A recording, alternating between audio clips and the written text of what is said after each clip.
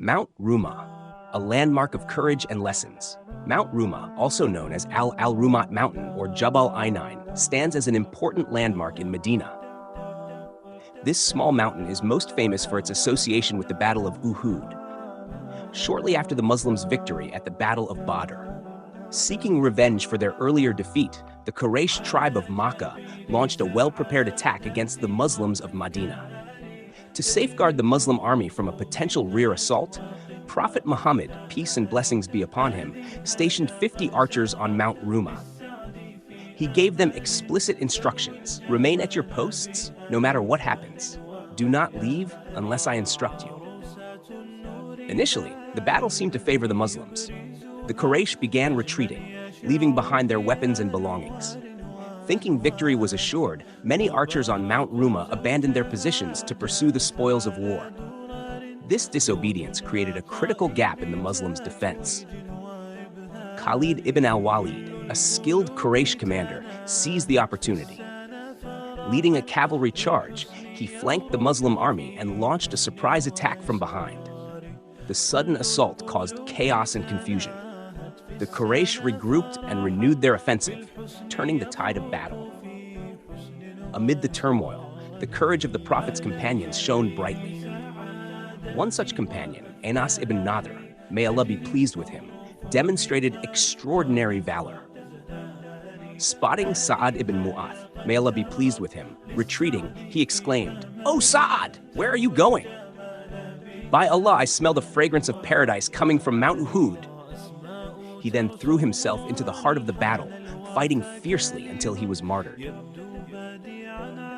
His body was found with over 80 wounds, so mutilated that only his sister could identify him by his fingertips.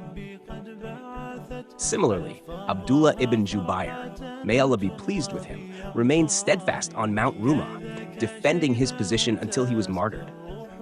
Though his sacrifice was in vain in terms of holding the hill, it gave other Muslims time to regroup. Despite these acts of bravery, the losses were heavy. The Muslim ranks were overwhelmed. And Prophet Muhammad, peace and blessings be upon him, himself was injured. A rock struck his face, chipping his tooth, bruising his lip, and breaking his helmet. Yet even in this moment of pain, he prayed, "O Allah, forgive my people, for they do not know." The battle ended with 70 Muslim martyrs, including the beloved companions Hamza ibn Abd al-Muttalib and Musab ibn Umayr. May Allah be pleased with them. However, the Quraysh failed to achieve their ultimate goal of destroying the Muslims or capturing Medina. The disobedience of the archers was a harsh but profound lesson. It demonstrated that victory hinges on unity, discipline, and strict adherence to the Prophet's guidance, even in moments of apparent success. In the aftermath, Allah revealed verses to console and instruct the Muslims. In Surah Al-Imran 3:159, he addressed the Prophet Muhammad, peace and blessings be upon him.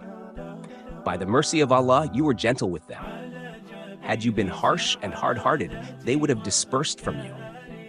So pardon them, ask forgiveness for them, and consult them in affairs.